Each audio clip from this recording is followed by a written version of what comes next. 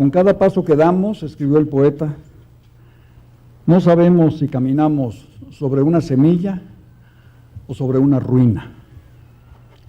Hoy nos reunimos a las puertas de un nuevo siglo y un nuevo milenio y no sabemos tampoco si pisamos surco o ceniza.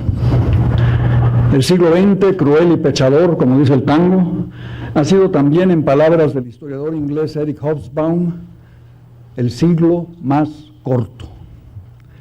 Un siglo de apenas 80 años, que comenzó en 1914 en Sarajevo y terminó también en Sarajevo en 1994. 80 años entre el asesinato del archiduque Francisco José en la ominosa capital de Bosnia-Herzegovina, chispa de la Primera Guerra Mundial, y las luchas interétnicas y masacres de la población civil en Sarajevo también, que han puesto en grave duda el nuevo orden mundial anunciado con campanas de optimismo al caer el muro de Berlín en 1889. El siglo más corto.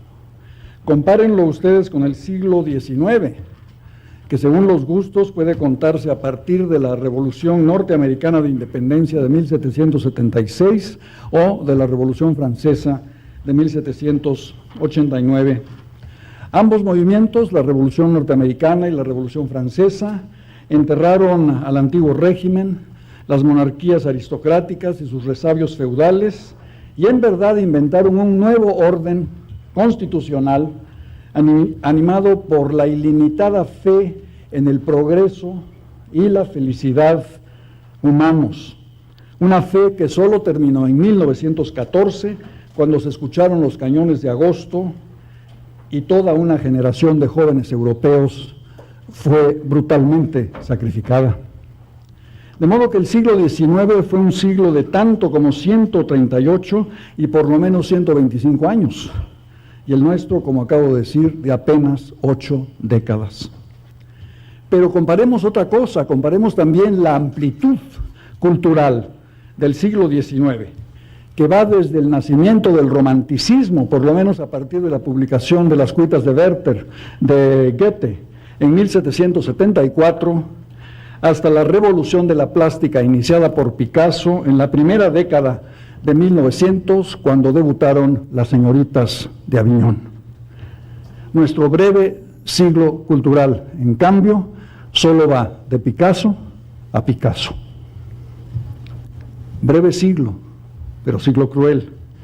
La fe ilimitada en el progreso y la felicidad anunciada por la filosofía del siglo XVIII y sostenida por el optimismo del siglo XIX no nos preparó para los horrores del siglo XX. 9 millones de muertos en las trincheras de la Primera Guerra Mundial. 3 millones de judíos asesinados en el Holocausto nazi. 1,50 millones sacrificados en las purgas del Gulag de la Rusia estalinista. E incontables también los desaparecidos, los torturados, los asesinados por la sevicia de las dictaduras militares latinoamericanas. Este no es, señoras y señores, el retrato del progreso inevitable de la humanidad previsto por los pensadores de la Ilustración y del positivismo. Y sin embargo, la ironía de esta terrible negación de la felicidad por la historia estriba en que nunca, como en el siglo XX, alcanzó la humanidad cumbres más altas de adelanto en la tecnología, las ciencias y las comunicaciones. Por ello mismo, nunca fue mayor el abismo entre el prodigioso desarrollo material y científico y el deprimente retraso moral y político. Este fue el siglo de la violencia como pasaporte de la universalidad. Nadie quedó exento de la capacidad impune de dañar a sus semejantes. Casi se diría que a mayor adelanto técnico, menor adelanto moral. Siglo corto, siglo cruel y acaso siglo desperdiciado.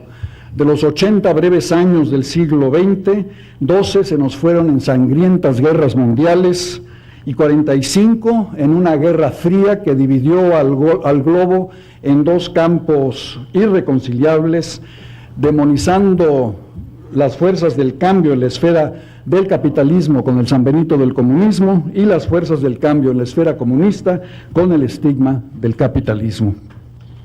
Los subgéneros de esta guerra mayor los encarnaron y los pagaron los países del llamado Tercer Mundo, obligados a alinearse con una u otra de las grandes potencias nucleares al precio de aplazar durante 4 décadas los problemas reales de la convivencia humana, de la sociedad civil, en espera de un día mejor. Hoy ese día ha llegado, creemos que ha llegado.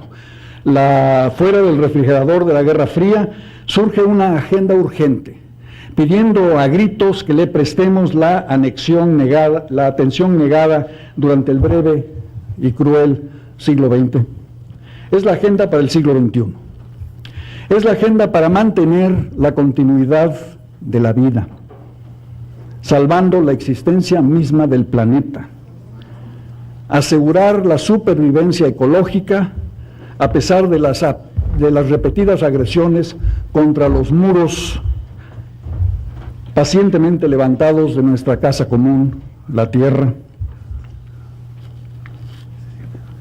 Lagos y vías fluviales, bosques y tierras se están muriendo a una velocidad sin precedente. Crece el hoyo de la capa de ozono, los mares comienzan a hervir y corremos el riesgo de perder el delicado equilibrio de la biosfera y condenar a nuestros hijos a vivir y a morir sin naturaleza. El universo requiere una eternidad, escribió Jorge Luis Borges. El universo requiere una eternidad. Y en el cielo, añadió Borges, los verbos conservar y crear son sinónimos, conservar y crear. En la tierra se han vuelto antagónicos. Conservar y crear son verbos enemigos en este final de siglo. Mantener la continuidad de la vida a pesar de la inevitabilidad de la muerte. Existe mandamiento más surgido de atención por parte de la sociedad y sus componentes, gobiernos, sector privado, sector público, que este. Pero propongo enseguida otro mandamiento para una sociedad más justa en el siglo que viene: otorgarle los derechos que le son inherentes a la mitad del género humano, la población femenina. Las mujeres que dan cuenta del 53% del trabajo y de la mitad del Producto Económico Mundial. Las mujeres exigen y merecen igualdad de oportunidades, salario igual por trabajo igual y acceso a los niveles más altos de la educación, las profesiones y el gobierno. Exigen y merecen sobre todo el derecho sobre sus propios cuerpos. Este es un segundo mandamiento para la acción de la sociedad civil en el siglo XXI. Hay un tercer mandamiento, sin embargo, tan importante como la protección del medio ambiente y los derechos de las mujeres, y es el de superar la persistente división entre el mundo desarrollado y el mundo en desarrollo. En el norte, el 20% de la humanidad recibe el 80% del ingreso mundial. El 20% de la humanidad recibe el 80% del ingreso mundial y consume las 3/4 partes de la energía comercial, mientras que en el sur, 2.000 millones de seres humanos, la tercera parte de la humanidad, vive en condiciones de extrema pobreza. Solo en nuestra América Latina, 1 de cada 5 habitantes padece hambre.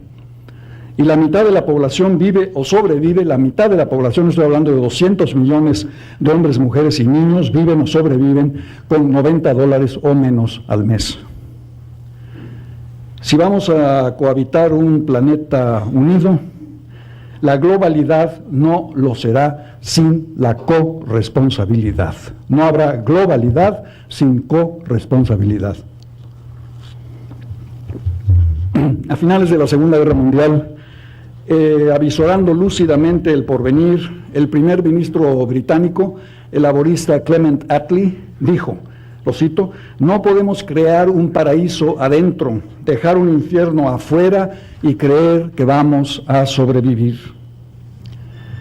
Mantener la continuidad de la vida a pesar de la inevitabilidad de la muerte. Ecología, derechos femeninos, cooperación norte-sur, son solo 3 incisos que se inscriben acaso en una agenda mayor, que los contiene a los 3, pero los relaciona con lo que me atrevo a llamar una crisis de civilización. Una crisis de civilización que compartimos norte y sur, este y oeste, y que incluye pandemias incontrolables, infraestructuras arruinadas, ancianos abandonados, gente sin hogar, sin salud y sin escuela, inseguridad ciudadana y criminalidad creciente, sobre todo el narcotráfico que no reconoce fronteras nacionales o jurisdicciones internacionales, prejuicios arraigados, xenofobia, homofobia, chauvinismos. La crisis de la civilización moderna ya no es privativa de país o sistema alguno. Y lo dramático del asunto, señoras y señores, es que los problemas crecen, pero las instancias de resolución disminuyen. Asistimos, en otras palabras, a un deterioro de las jurisdicciones tradicionales para atender problemas de cuya solución, y no de panaceas ideológicas, depende el destino del ser humano en la Tierra. A partir del fin de la Guerra Fría, que creaba una suerte de jurisdicción compartida entre los Estados Unidos y la Unión Soviética, y se basaba en el equilibrio del terror nuclear, hemos atestiguado la debilidad y a veces la desaparición de las instancias tradicionales de aglutinación social y solución de problemas. Nación e imperio, Estado, comunidad internacional, sector público, sector privado, todas estas apelaciones tradicionales están hoy de una manera u otra, a veces obvia, a veces paradójica, a veces disfrazada, en crisis. ¿Por qué sucede esto? Aventuro una idea. Porque no hemos sido capaces de crear una nueva legalidad para una nueva realidad.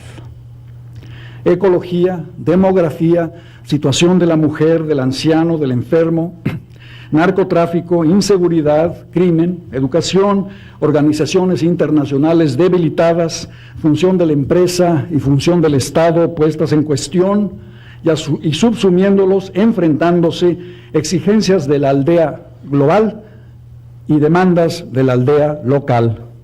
En todos los casos, realidad sin legalidad. Este vuelve a ser hoy nuestro desafío, una realidad mutante y una legalidad incierta. Como lo fue, no es la primera vez que ocurre, como lo fue para las sociedades de Occidente en su pasaje del orden seguro de la Edad Media a la incertidumbre del valiente mundo nuevo renacentista, en el que se fraguaron los cimientos del primer gran contrato de la modernidad, que fue el contrato de la nación y el nacionalismo, del Estado soberano y el derecho de gentes, el derecho internacional. Me parece que vale la pena ahora, aquí en la era de la globalización, recordar el origen de estas ideas, nación y nacionalismo, soberanía y derecho internacional, que hoy son tratadas a veces como nostálgicas anacronías, inútiles frente a los mecanismos espontáneos de un mercado global. Recordemos que después de todo en estas ideas se fundó durante 500 años, durante 5 siglos, el mundo moderno. Si vamos a hablar de un nuevo contrato, aún incierto, aún innominado para el siglo XXI, recordemos el último contrato que mantuvo, enriquecido desde luego por las revoluciones democráticas y sociales subsecuentes, el último contrato que mantuvo vigencia hasta nuestros propios días. Todos los teóricos contemporáneos del tema, Eric Hobsbawm, Ernest Gellner, Isaiah Berlin, nos advierten que nación y nacionalismo son dos expresiones muy recientes muy novedosas, inexistentes e inconcebibles en el mundo antiguo o en la Edad Media, tan inesperada como pueden serlo las nuevas denominaciones que aún ignoramos y que nos aguardan en el siglo que viene. Nación y nacionalismo son términos de la modernidad que aparecen para legitimar ideas de unidad territorial, política y cultural necesarias para la integración de los nuevos estados surgidos de la ruptura de la comunidad medieval cristiana. De la necesidad nació la ideología nacionalista y de esta la nación misma. El nacionalismo tomó culturas precedentes, había culturas antes de que hubiera naciones, y las convirtió en naciones. Pero, ¿qué es lo que provoca la aparición misma de la ideología nacionalista? Emile Durkheim habla de la pérdida de viejos centros de identificación y de adhesión. Cuando se pierden estos viejos centros, que pudieron haber sido el Imperio Romano, la Iglesia medieval católica, surge la necesidad de identificarse a través del concepto de la nación.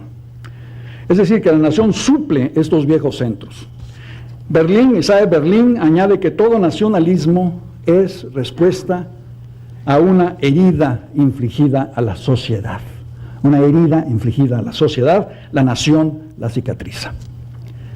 Y nosotros hoy repetimos con ellos: si la ideología nacionalista y la nación misma están en crisis, ¿qué nueva ideología, qué nuevas formas sustentarán a la sociedad? ¿Cuál es hoy nuestra herida social y qué suturas la podrán cerrar?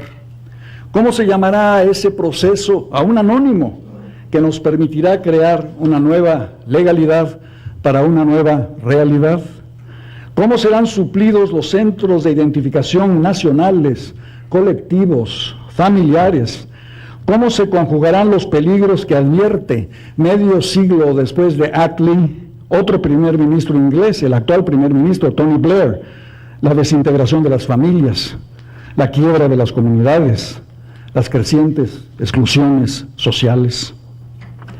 En el siglo XVI, el concepto de nación le otorgó a los estados más avanzados en el camino de la integración territorial y de la diversificación económica, que eran los estados europeos, una legitimación política para acrecentar la unidad nacional y luego pasearse por el mundo durante 5 siglos, imponiéndoles a las otras culturas sus propias normas de civilización europea y sus propias hegemonías económicas y militares, sin pedirle permiso a nadie. Se trataba, después de todo, de civilizar. De allí que el nacionalismo expansivo de la Europa moderna vaya acompañada de una réplica crítica del nacionalismo europeo, que es el internacionalismo europeo. El derecho internacional solo se vuelve necesario al concentrarse el poder en muy pocos estados nacionales, lo contrario de lo que ocurrió en la Edad Media. Muy pocos estados nacionales que conquistan la mitad del mundo, exterminan o evangelizan a sus habitantes, discuten si estos tienen alma o no, si se justifica el derecho de conquista y si hay guerras justas e injustas. Todo esto que digo hubiese asombrado al mundo feudal, ya que en la Edad Media la guerra fue la norma y la paz la excepción. No había que justificar la normalidad, la guerra, sino maravillarse ante la excepción, la paz. En cambio, en el siglo XVI, el holandés Hugo Grocio convierte la paz en norma y la guerra en excepción. Y desde su cátedra en Salamanca, el jesuita Francisco de Vitoria funda el derecho internacional en el concepto de la universalidad de los derechos humanos, extendiéndolo a las poblaciones indígenas del Nuevo Mundo, en tanto que su discípulo Francisco Suárez sitúa el origen de toda autoridad en el pueblo, siendo por ello todo pueblo legalmente, subraya Suárez, invulnerable a la conquista por otros. Es decir, que el nacionalismo europeo, a la par que conquista e impone sus valores al mundo colonial, se impone a sí mismo un sistema de normas, las del derecho internacional. Esta yo creo que es una de las grandes conquistas de la civilización europea, y junto con el arte de Occidente y la democracia política, una de sus más grandes contribuciones a nuestra humanidad compartida. Pues desde sus orígenes con Grosio, Vitoria y Suárez, el derecho internacional, incluyendo por supuesto los derechos humanos, y qué presentes los tuvieron Suárez y Vitoria, se ha convertido en patrimonio universal de todos los pueblos. Merece la aprobación de todos, pero a veces se trata de homenajes puramente retóricos, y en la realidad ocurre con el derecho internacional lo que con las leyes humanitarias de la corona española, cuando llegaban a las colonias americanas y los virreyes se colocaban los papeles jurídicos en la cabeza y proclamaban: la ley se obedece, pero no se cumple. El largo esfuerzo de la civilización por crear una normatividad justa entre las naciones se topó constantemente con dos obstáculos. El primero es el carácter no impositivo del derecho internacional: la ley se obedece, pero no se cumple. Y el segundo fue, desde luego, la celosa soberanía de los Estados-nación. Al terminar la Primera Guerra Mundial, la Liga de Ginebra, la Liga de las Naciones, no pudo contener el desafío de los nacionalismos extremos, el fascismo italiano y el nazismo alemán. Y la ONU, después de la Segunda Guerra Mundial, no solo perdió tiempo y autoridad durante la Guerra Fría. Sus instituciones, además, fueron creadas a finales de la Segunda Guerra Mundial para menos de 50 naciones. Hoy la ONU tiene más de 200 miembros. La legalidad, en otras palabras, ha sido avasallada de nuevo por la realidad, y la reforma de los organismos internacionales será tarea primordial del siglo que viene, refrendando en su centro mismo la Declaración Universal de los Derechos Humanos. La globalización somete y hasta descarta la ideología del nacionalismo en la que se fundó el mundo moderno, pero también propone interrogantes críticos dentro de cada comunidad nacional al sector público y al sector privado, al Estado y a la empresa, a la cultura y a la democracia, y finalmente al tercer sector, es decir, a la sociedad civil. Los vicios de la globalización están a la vista, sus virtudes también. Es decir, la globalización tiene como jano dos caras. Una es la cara de una prosperidad deseable, la otra la cara de una exclusión indeseable. Lo que estamos viendo hoy es más el rostro que no queremos que el rostro que desearíamos. Vemos una globalización dominada por la lógica especulativa. En 1971, el movimiento global de divisas era de 18 billones de dólares diarios. Hoy es de 3.000 billones de dólares diarios. Pero en 1971, el 90% de dicho movimiento se destinaba a la inversión y al comercio, y solo el 10% a la especulación. Hoy la ecuación se ha invertido. El 90% del movimiento diario de capitales se dedica a la especulación y solo el 10% beneficia al comercio y a la producción. Esta deformación salvaje de la circulación de la riqueza contribuye a crear también globalmente una subclase estructural permanente, excluida de las bondades de lo que me atrevo a llamar un sistema de darwinismo mundial que solo beneficia a los más aptos y deja a la vera del camino desprotegidos a quienes se quedan atrás en la carrera, es decir, la creciente masa mundial de los marginados. Si las desigualdades provocadas por el darwinismo global persisten, en 30 años, advierte el Banco Mundial con sede en Washington, dentro de 30 años se duplicará el número de pobres en el mundo. Y ya hay 2.000 millones de pobres en el mundo. ¿Es esto lo que nos espera? ¿La globalización de la pobreza? Más aún, la globalización negativa le otorga plena libertad de movimiento de las cosas, pero se lo niega a las personas. Las mercancías circulan sin barreras, pero los trabajadores no pueden desplazarse con libertad. Las cosas son libres, los trabajadores son cautivos. Ello no desalienta, desde luego, los movimientos migratorios inevitables en un mundo de desequilibrios y necesidades compartidas, en el cual las insuficiencias económicas del tercer mundo expulsan a la mano de obra desempleada a un primer mundo que la requiere para la multitud de trabajos: agricultura, ocupaciones del hogar, hospitales, transportes, hotelería y aún servicios de cuello blanco que su propia fuerza doméstica, es decir, las de los países desarrollados, ya no necesita o no quiere cumplir, pero que no por ello dejan de ser ocupaciones necesarias. O sea, el trabajador migratorio le es indispensable a las economías desarrolladas de la era globalizada.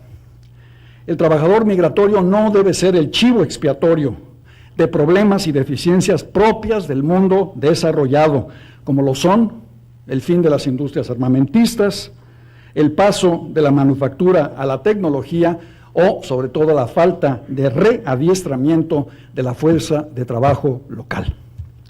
Pero sin el trabajador migratorio mexicano en los Estados Unidos, turco en Alemania, magrebino en Francia, esos países sufrirían escasez de alimentos, inflación y carestía del producto. Y si México, por ejemplo, le diese pleno empleo a sus trabajadores, la agroindustria del estado de California, que rinde la tercera parte del producto agrícola de los Estados Unidos y depende en un 90% de la mano de obra mexicana, tendría que encontrar ese 90% en otra parte, así fuese entre los esquimales del Polo Norte o los polinesios de los mares del sur. La relación deformada entre globalización y trabajo puede conducir de vuelta a los peores crímenes del siglo XX, la xenofobia, el racismo, el exterminio. Hay que tener mucho cuidado. La globalización será juzgada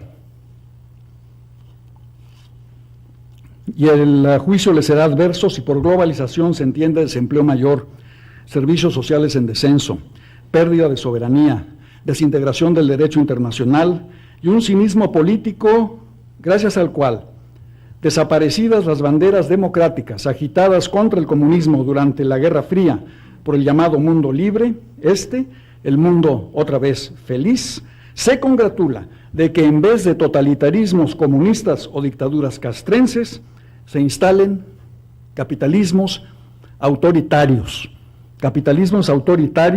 eficaces, como en China, que siempre son preferibles en la actual lógica global, a neoliberalismos fracasados que en realidad son capitalismos de compadres, como en Rusia. La globalización, pues, pretende instalarnos en un mundo indeseable dominado por la lógica especulativa, el olvido del ser humano concreto, el desprecio hacia el capital social, la burla de los restos de soberanías nacionales ya heridas profundamente, la destitución del orden internacional y la consagración del capitalismo autoritario como forma expedita de gobernar sin necesidad de mayores explicaciones. Sin embargo, no puedo dejar de recordar una frase maravillosa pronunciada en el albor de nuestra cultura iberoamericana por uno de nuestros primeros escritores mestizos, el Inca Garcilaso de la Vega, hijo de padre español y madre indígena. Mundo, dijo el Inca, mundo solo hay uno. ¿Podemos aprovechar, les pregunto a ustedes, podemos aprovechar las oportunidades de la globalización para crear crecimiento, prosperidad y justicia? Quiero decir con esto que si la globalización es inevitable, ello no significa que sea fatal. Significa que debe ser controlable y que debe ser juzgada por sus efectos sociales. La crisis de la globalización tiene un origen perverso. Sobrevalúa el capital financiero, pero subvalúa el capital social. La misión del tercer sector, de la sociedad civil, es reanimar los valores del trabajo, la salud, la educación y el ahorro, es decir, devolverle su centralidad al capital humano frente al capital especulativo. ¿Es posible entonces socializar la economía global? Yo creo que sí, por más arduo y exigente que sea el esfuerzo. Sí, en la medida en que logremos sujetar las nuevas formas de relación económica internacional a la acción de base de la sociedad civil, al control democrático y a la realidad cultural. Sí, en la medida en que la sociedad civil sea capaz de ofrecer alternativas a un supuesto modelo único. Sí, en cuanto la sociedad civil rehúse a la fatalidad del pensamiento único y constantemente reimagine las condiciones sociales. Les recuerde a todos los hombres que vivimos en la contingencia, y les recuerde y logre vincular la globalidad a hechos sociales concretos y variables dentro de lo que, a falta de una nueva terminología, seguimos llamando naciones. La globalización en sí no es panacea. Se requiere la base de sociedades civiles activas, de culturas diversificadas, que se opongan al acecho de una cultura mundial de puro entretenimiento, uniforme, excluyente y vacua, que quisiera convertirnos a todos en los robots alegres del supermercado. Se requiere de sectores públicos y privados conscientes de sus respectivas responsabilidades. La iniciativa privada necesita un Estado fuerte, no grande, sino fuerte, gracias a su base tributaria y su política social en beneficio de un sector privado que requiere a su vez de una población trabajadora educada, saludable y con capacidad de consumo. Pero que ambos, el Estado y la empresa, en nuestra América Latina, privilegien el bienestar y la productividad de su pueblo, de su capital humano, más que su prestigiosa y a menudo engañosa ilusión de ser estrellas de una superproducción global en la que casi siempre apenas jugamos el papel de extras. Se requiere de un marco democrático que le devuelva la noción mermada de soberanía, su sentido político prístino. Es decir, no hay nación soberana en el concierto internacional si no es soberana en el orden interno. Es decir, ser soberana en el orden interno, ¿qué entiendo por esto? Entiendo el respeto a los derechos políticos y culturales de la población concebida no como simple número, sino como compleja calidad. No como cantidad de habitantes, sino como calidad de ciudadanos. Invoco a Juan Bautista Alberdi, el pensador argentino del siglo XIX. Gobernar es poblar, fue su lema. Sí, pero poblar es educar, añadiría otro argentino, Domingo Faustino Sarmiento. Y solo una ciudadanía educada puede gobernar en beneficio de su país y del mundo. Esa base, la única firme, la única creativa para convertir a los procesos de globalización en oportunidades de crecimiento, prosperidad y justicia, es la identificación activa de la sociedad civil, la democracia y la cultura como depositarias inseparables de una nueva soberanía para el siglo XXI, sociedad civil, democracia y cultura, y de una refundación, acaso con un nombre que aún ignoramos, de ese plebiscito diario que en palabras de Renan constituye una nación. La nación, un plebiscito diario, una reafirmación cotidiana del vínculo histórico y cultural. Solo puede haber un buen gobierno nacional, creo yo, si hay un sector público y un sector privado consciente de sus deberes para con la comunidad a la cual deben servir primero, a fin de ser parte positiva, en segundo término, de la comunidad global.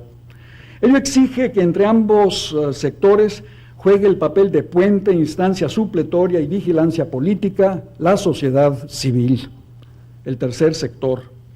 Navegando en el barco de la globalidad, no arrojemos por la borda ni al sector público, ni al sector privado, ni a las sociedades en las que actúan. La globalización podría convertirse, sin la flotación equilibrada de esos tres factores, en un Titanic indefenso ante los icebergs imprevistos de una historia llena de peligros, tormentas, desplazamientos, sorpresas financieras, resurrecciones de viejos prejuicios y resistencias de viejas culturas. El Estado no ha desaparecido ni debe desaparecer. En Latinoamérica hemos vivido una curiosa distorsión. Creímos que un Estado grande era un Estado fuerte, hasta que las sucesivas crisis de los años 70 para acá nos demostraron que teníamos estados no grandes, sino hinchados y por ello débiles. Estados incapaces de atender las demandas de demasiadas clientelas internas y externas. Pero las deformaciones de los estados latinoamericanos de la segunda mitad del siglo XX no nos permiten olvidar que sin la construcción de estados nacionales viables por hombres como Benito Juárez en México, Bartolomé Mitre en Argentina, Diego Portales en Chile, seguiríamos hundidos en la anarquía desangrante que siguió alternada con la dictadura sangrienta como un pérdido entre anarquía y dictadura a la pérdida del techo protector de la monarquía española en 1821. Sin esa construcción, la creación de estados latinoamericanos, careceríamos hoy de adelantos fundamentales en materia de infraestructura, salud, educación, seguridad y autodeterminación. En buena hora, limpiemos las aguas estancadas en el baño del Estado, pero no arrojemos el bebé junto con el agua sucia. Existen funciones evidentes e indispensables del Estado nacional, zonas de su competencia exclusiva, como son las relaciones exteriores, la administración de justicia, el control de las Fuerzas Armadas y el orden de las finanzas públicas. A partir del nuevo trato del New Deal del presidente Franklin Roosevelt, el Estado asumió funciones indispensables para salir de la crisis financiera y la depresión y para evitar futuras catástrofes. Roosevelt salvó al capital social para salvar al capital financiero.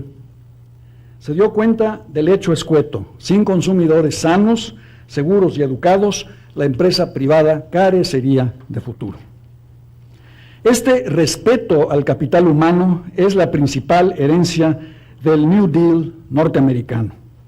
Pero los excesos del estado de bienestar, que culminó con la presidencia de Lyndon Johnson, incompatible con la sangría bélica de Vietnam, saltan hoy a la vista y son objeto de una corrección y ayornamiento por parte de las fuerzas políticas renovadoras que han tomado el poder en Francia y el Reino Unido, en Italia y en Alemania, lo conservan en varias naciones del norte de Europa e informan nuevos movimientos de centro-izquierda en Europa y en Latinoamérica. Todos ellos están de acuerdo en sustituir la pura beneficencia de la cuna a la tumba, from the womb to the tomb, por inversiones sociales, educación y adiestramiento para la nueva era industrial y tecnológica que vuelva superfluo ese estado excesivo que Octavio Paz llamó el ogro filantrópico y haga indispensable un Estado impulsor de oportunidades para todos y garante de la justicia para todos. Pero un Estado moderno en cualquier parte del mundo tiene que enfrentarse hoy a una economía global, como acabo de decir, que pasa por alto leyes y fronteras nacionales. ¿Cómo corregir las desigualdades provocadas por el neocapitalismo? ¿Cómo preparar a los individuos para la era de la nueva y acrecentada competencia en todos los órdenes de la vida? ¿Cómo reestructurar los programas de bienestar a fin de que los ciudadanos más débiles no sucumban ante esto que llamo el darwinismo global? El Estado latinoamericano en particular no debe abandonar la protección de la ineficiencia solo para caer en la protección de la injusticia. La gobernanza local tiene en el mundo de la globalización un papel fundamental para mantener el equilibrio social dentro de cada nación, y esto no se consigue sin niveles de gasto público menores del 30% del Producto Interno Bruto. Ello a su vez exige promover el ahorro interno y salir del círculo vicioso que nos conduce a atraer capital externo con altas tasas de interés en vez de alentar la entrada de capital productivo con altas tasas de ahorro. Para lograr todo esto se requiere una relación complementaria, no un enfrentamiento hostil entre el sector público y el sector privado. A la iniciativa privada le corresponde y le interesa invertir, producir, emplear y obtener ganancias. Pero en el mundo de hoy le corresponde también entender que el mercado no es fin en sí mismo, sino medio para alcanzar el bienestar compartido. Instrumento, no dogma. Le corresponde entender que la privatización sirve para fragmentar la propiedad, no para sustituir monopolios públicos por monopolios privados. Y le interesa privatizar para animar la competencia, no para encubrir el capitalismo entre compinches, el crony capitalism. Le interesa al sector privado participar en una estrategia nacional de desarrollo a largo plazo que cuente con instituciones de fiscalización y transparencia para establecer la validez y funcionalidad de los organismos privados como de los paraestatales y evitar o sancionar la corrupción en ellos. Le conviene al sector privado que los agentes económicos mantengan y acrecienten sus compromisos sociales para obtener situaciones de equilibrio que alejen el peligro de la explotación colectiva, del ya basta de los marginados en los actuales procesos de exclusión. Y le conviene al sector privado colaborar estrechamente con el Estado Nacional en las políticas de elevación del ahorro interno, capacitación de trabajadores, fomento de la reconversión laboral, ampliación del acceso al crédito, la asistencia técnica y los sistemas de comercialización y distribución de los pequeños productores. Y es en este punto, señoras y señores, donde la sociedad civil, el tercer sector, el sector social, cumple el papel fundamental de crear puentes entre el sector público y el privado, disolver antagonismos inútiles, afirmar compatibilidades de interés colectivo y actuar por cuenta propia en territorios que los otros dos sectores son a menudo incapaces de ocupar, de describir y a menudo hasta de imaginar. A veces, donde la burocracia es ciega, la sociedad civil identifica con seguridad y velocidad mayores las necesidades del desarrollo, los problemas de la aldea olvidada, del barrio invisible, de la mujer que es trabajadora y madre.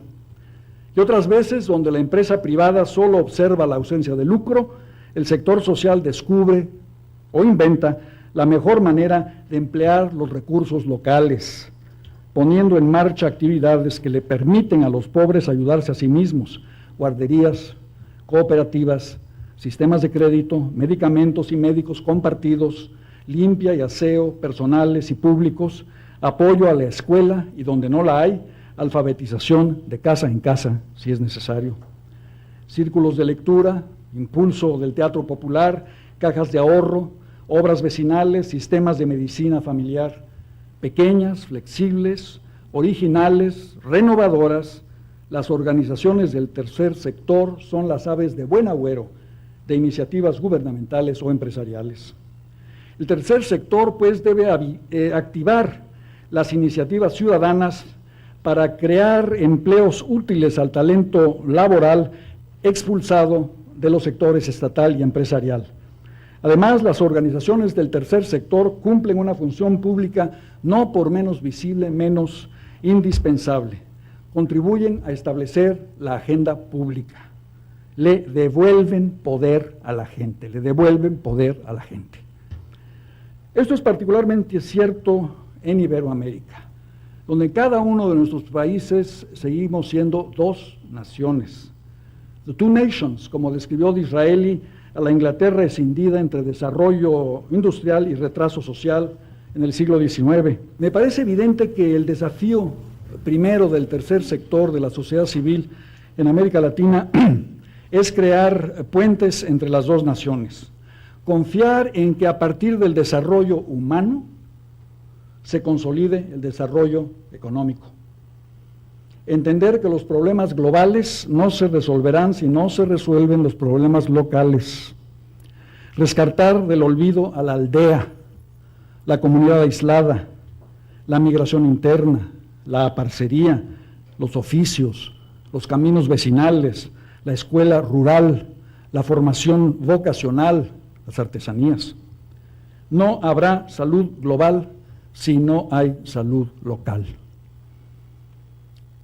Las novedosas democracias latinoamericanas serán puestas a prueba por la capacidad o incapacidad de asociar la idea misma de la libertad política a la idea misma del bienestar social. Mantengamos claros ciertos criterios. El sector privado sin Estado conduce a la anarquía, pero el Estado sin sector privado conduce al totalitarismo. El tercer sector tiene por función socializar tanto al sector público como al sector privado. Iría más lejos, los debe colonizar, pero debe saber la sociedad civil, todos nosotros, que ella misma es constantemente colonizada por el Estado y por la empresa. No se trata, pues, quiero decir, de compartimentos estancos. En cierto modo, la sociedad civil es como los partidos políticos que tienen un pie en la sociedad y otro en las instituciones. No basta por ello la muy difundida versión de la sociedad civil como lo no controlado por el poder público o por la empresa privada. La sociedad civil no solo critica las instituciones públicas y privadas, las enriquece, las contamina, ofrece soluciones alternativas, participa de ellas y en ellas. El interés público no tiene, pues, un defensor único. Cada vez más, la solidaridad y la vocación de participar llevan a la formación en distintos campos de organizaciones no gubernamentales cuya labor puede ser tan importante como la de los estados y la de las empresas. A nosotros nos corresponde atender desde ahora a las posibilidades mínimas pero profundamente humanas que resuelven problemas concretos y le dan un sentido actual e irrenunciable a las actividades del tercer sector. He insistido aquí en la necesidad latinoamericana de aumentar nuestros niveles de ahorro para aumentar nuestros niveles de producción y disminuir nuestra dependencia del capital especulativo, atrayendo en cambio el capital productivo. Este es un gran tema, pero que tiene modalidades tan pequeñas que a veces pasan desapercibidas. Sin embargo, son tan importantes que constituyen fundamento y sentido de lo que entendemos por tercer sector o sociedad civil. Para abrir canales entre el ahorro y la inversión productiva se necesitan, es cierto, fondos de previsión social, cajas de ahorro y uniones de crédito y, en general, acceso al crédito a fin de extender el sistema financiero y darle cobertura territorial. Se requiere, asimismo, animar y multiplicar los sistemas de microcréditos. Doy un solo ejemplo que me parece suficiente e ilustrativo. En varias regiones rurales de Asia se está creando una democracia del crédito, El Banco Rural de Bangladesh ha otorgado desde su fundación hace 22 años 2.500 millones de dólares a 2 millones de clientes. Solo el año pasado el banco dio créditos a los pobres por 500 millones de dólares. El préstamo promedio es de unos $200. El nivel de devolución es del 98%. Los pobres, a diferencia de ciertos bancos en México, Rusia, los Estados Unidos o Indonesia, pagan puntualmente. No necesitan rescates financieros sufragados por el contribuyente. La mayoría de los sujetos de minicréditos además son mujeres y emplean el 90% del dinero que reciben en salud y educación para sus hijos, es decir, en la formación de ciudadanos. Otro ejemplo, Novo Sarandí, la cooperativa de los sin tierra brasileños, ha obtenido ganancias de 12 millones de dólares el año pasado. Una organización de la sociedad civil, los sin tierra, nacida esta de la violencia, pero finalmente legitimada por la autoridad, ha ampliado la legalidad social y hoy cuenta con 1.500 miembros. Y a partir de lo que eran tierras abandonadas, comercializa sus productos a través de multinacionales canadienses e italianas y le ha dado a sus miembros, en vez de los $50 mensuales de su antigua pobreza, $500 mensuales de ingreso de una nueva prosperidad. Una prosperidad real. No lo es la prosperidad ficticia que a cambio de disciplina fiscal otorga empobrecimiento. No lo es la sacralización del capital financiero a cambio de la fe en el capital humano. ¿Es tolerable un mundo en el que el 20% de la población consume el 86% de la producción global? Un mundo en el que las necesidades de educación básica en las naciones en desarrollo es de 9,000 millones de dólares y el consumo de cosméticos en los Estados Unidos también es de 9,000 millones de dólares. Un mundo en el que las necesidades de agua, salud y alimentación de los países pobres pueden resolverse con una inversión inicial de 13,000 millones de dólares y donde el consumo de helados en Europa es de 13,000 millones de dólares. ¿Podemos democratizar la globalización? ¿Podemos tener disciplina con crecimiento y ambos con justicia? Es la acción de la sociedad civil, de todos nosotros, la que va a dar respuesta a estas preguntas. Pero la sociedad civil no vive en el aire. Necesita el techo protector de la democracia y la savia nutricia de la raíz cultural. Hay que profundizar la democracia. La base de todo es el respeto al sufragio, pero se necesita liberar a la política de la influencia del dinero. Esto es particularmente cierto en algunas de las democracias occidentales, sobre todo en los Estados Unidos. Se necesita llenar los vacíos entre elección y elección, revocar mandatos, realizar referenda, exigir la responsabilidad parlamentaria de los ministros, contar con un ministerio público independiente, afirmar las soluciones judiciales contra los abusos del poder. La democracia, quiero decir, es algo más que el episodio electoral. Se necesita elevar la participación política de todos. Se necesita ampliar el acceso de la comunidad a las comunicaciones. Y se necesita que la gente conozca y reivindique constantemente sus derechos.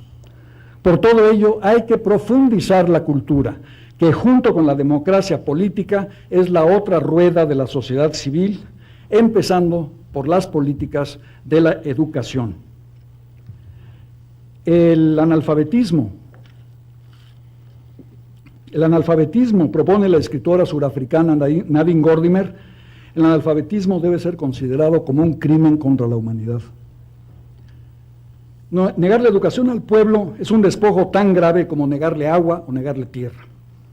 La educación latinoamericana debe ser un proyecto público apoyado por el sector privado y dinamizado por el sector social. Su base es la educación primaria y secundaria, que ningún latinoamericano de 16 años o menos se encuentre con un pupitre vacío. Su meta es la educación vitalicia, que ningún latinoamericano deje jamás de aprender. La enseñanza moderna es ya un proceso inacabable. Mientras más educado sea el ciudadano del siglo XXI, más educación se irá necesitando a lo largo de su vida. Su prueba es ofrecer una educación inseparable del destino del trabajo, en un mundo donde el avance tecnológico puede crear desempleo a pesar de la educación. Este problema debe resolverse mediante políticas de redistribución y readiestramiento del empleo. Ello requerirá técnicas de educación novedosas.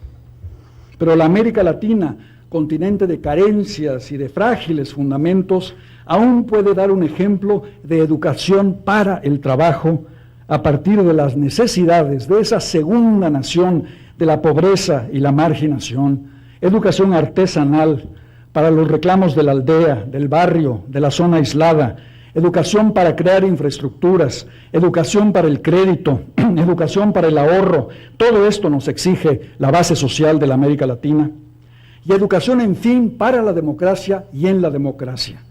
Tenemos que activar las iniciativas ciudadanas, la vida municipal, las soluciones locales a problemas locales, todo ello dentro de un marco formal de división de poderes, elecciones transparentes y fiscalización de las autoridades.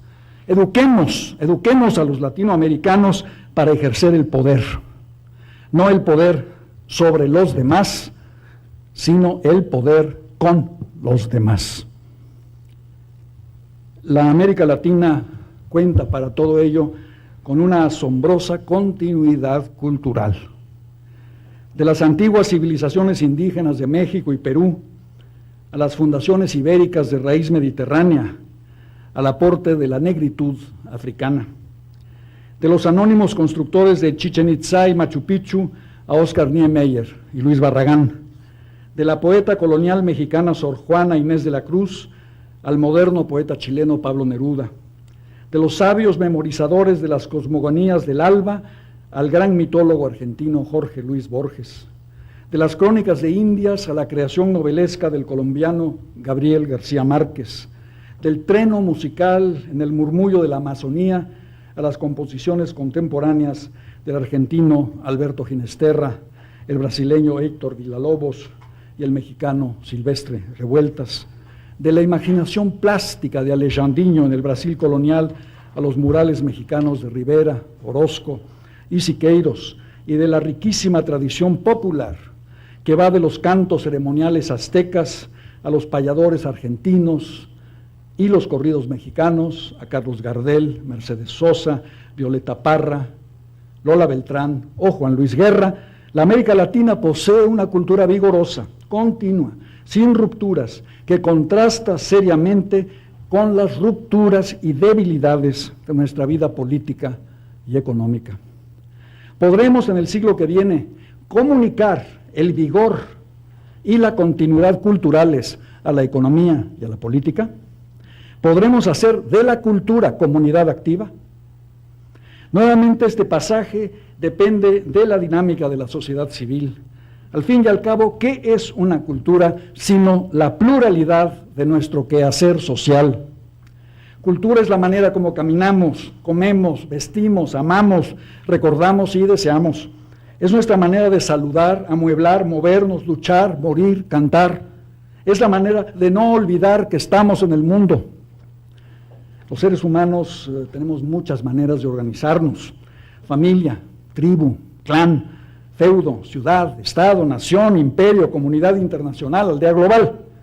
Ninguna de ellas está inscrita en el orden natural. La cultura, en cambio, por mínima y rudimentaria que sea, precede a las formas de organización social a la vez que las exige. Retomo por ello algo que dije al principio. Durante 500 años nos hemos regido por formas e ideologías, nación, nacionalismo, Estado nacional y derecho de gentes, que eran inconcebibles en la época histórica anterior, es decir, la Edad Media. El genio de los filósofos, de los juristas y de los hombres de Estado renacentistas consistió en adaptar nuevas realidades a una nueva legalidad. El nacionalismo, dijo Gellner, tomó culturas precedentes y las convirtió en naciones. ¿Podemos nosotros hoy, en los albores del nuevo siglo y el nuevo milenio, adaptar las nuevas realidades que aquí he mencionado a una nueva legalidad que la salve de la anarquía en un extremo y de la opresión en el otro?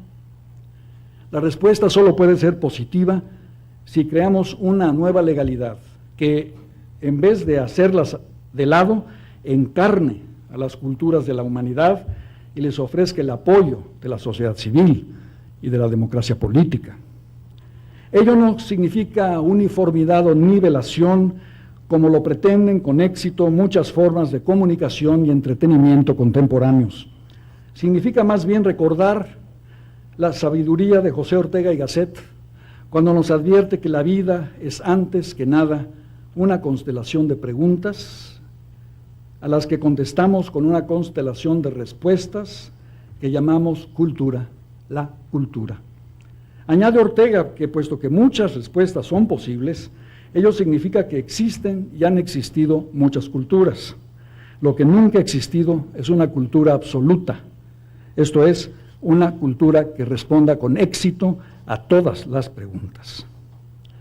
La idea orteguiana de la cultura se corresponde precisamente con la idea de la sociedad como una realidad diversificada, dinámica, mutante, atenta a las variedades de la vida en condiciones tan distintas como pueden serlo la vida en Manhattan o la vida en Malasia, pero imbuida de un respeto hacia el pluralismo que no condena cultura alguna como retrasada, sino como portadora de valores propios, dignos de respeto.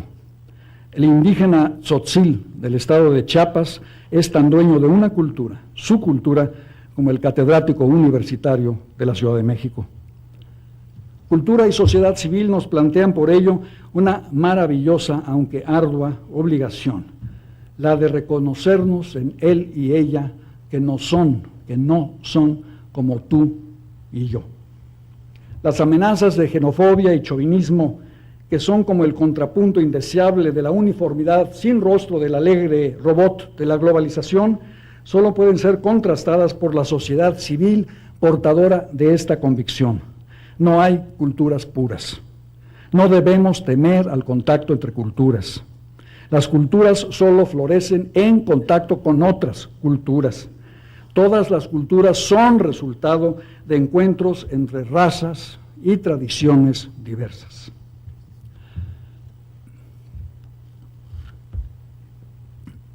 Señoras y señores, nuevamente estamos detenidos entre la ceniza y el surco. Nos acercamos al nuevo siglo, situados entre la prosperidad y la pobreza, la educación y la ignorancia, la comunicación instantánea y el aislamiento instantáneo, la paz y la guerra. Entre estos antagonismos corresponde a las sociedades y a las culturas democráticas afirmar la continuidad de la vida a pesar de la inevitabilidad de la muerte, reconocer nuestra humanidad en la humanidad de quienes no son como nosotros y afirmar a todos los niveles de la vida social, económica y política que la historia no ha concluido, que somos hombres y mujeres inacabados, que no hemos dicho nuestra última palabra, plantado nuestra última semilla o abarcado a todos los seres humanos que caben en nuestro abrazo. Muchas gracias.